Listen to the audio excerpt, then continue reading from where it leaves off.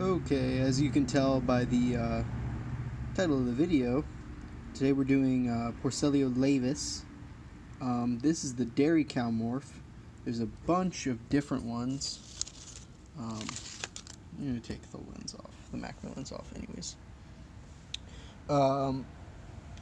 There's orange, dairy cow, Dalmatian, a whole bunch of different kinds. But this is how I set mine up. It's a decent sized bin. I think it's like 20 something quarts. Weird, doesn't say anywhere on the side. I thought I had it on the side, but it doesn't. But take a look here. Here's a couple. This is a decent sized isopod. Fairly common in the hobby.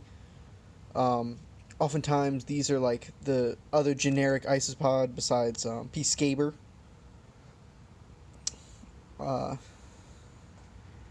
So they make pretty decent bioactive cleaners. Not the best in my opinion, but definitely up there. They're definitely not as dangerous as Peacecaber. Peacecaber is extremely protein aggressive and have been known to eat smaller reptiles and amphibians and also invertebrates while they're molting. But I've never had issues with Laevis doing that. Not to say it's impossible, because nothing's impossible, but they totally could. As far as the care of these guys, this is oak wood. I have a decent amount of in here. It has lichen and it's rotting and all that. They love that. Substrate isn't super deep. Maybe like a half inch or so, maybe a full inch. Mixed with leaves. For the leaves, this is mostly oak, but there's also the bigger ones in here. Some of them are loquat. This is loquat. This is a type of magnolia, I believe. I don't know what kind though. I have a few different species growing in my backyard. I should one day try to figure out what species they are, but I haven't as of yet.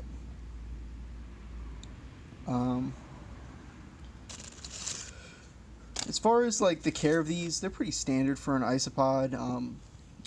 For their moisture and humidity, I have pretty big vents in their tub. Let me see. Let me try and show you the vents. Hold on.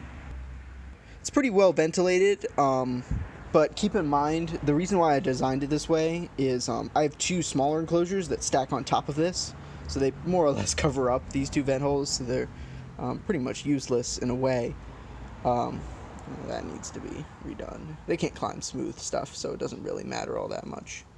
Man, I just flat out forgot to glue that. That's really bad of me. They don't climb smooth stuff, so it's really not super necessary, but yeah. As far as substrate is concerned, I use a mix of compost, worm castings. I mix in like leaf dust almost, like the really, really decomposed stuff. I grind it up and I mix it in there. Rotting wood, eggshells, peat moss for holding humidity. The eggshells are really important for their calcium. I also have cuttlebone in there. This is the artificial cuttlebone. Giving it a try, seeing how they like it. But natural cuttlebone is my go-to. They all seem to like natural cuttlebone. These are quite a prolific species if you keep them right. Or even, really, you don't even have to be super diligent with them, and they breed very quickly. I've never had a problem with these guys reproducing. Most people start out with like a dozen or so, and then by the time a year passes, not even a year, they have more than they know what to do with. It's pretty common with these. As far as extra food, besides the leaves and stuff and the wood, that's like their main, shtick. They also appreciate fish food.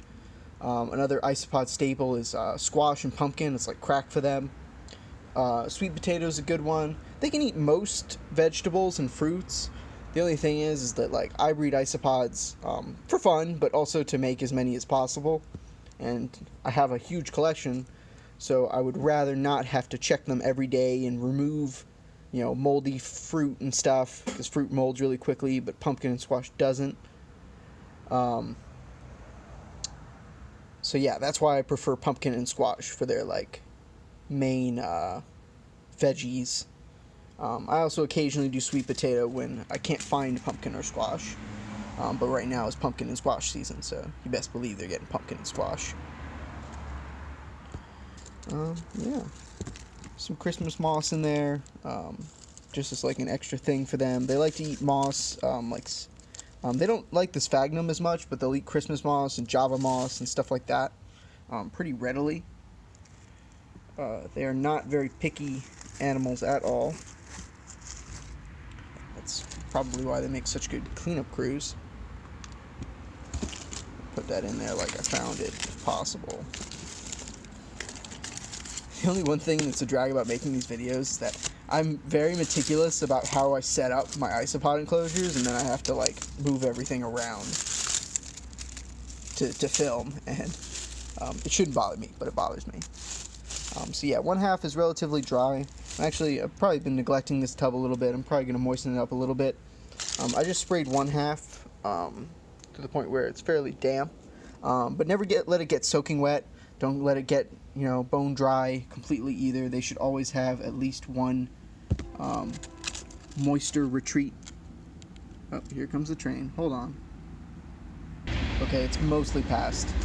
The train loves to come when I'm filming my videos. It's just, that's life, I guess. It's just a train during your YouTube video. That is a perfect analogy for life. Anyways, yeah, that's more or less all you need to know about these guys.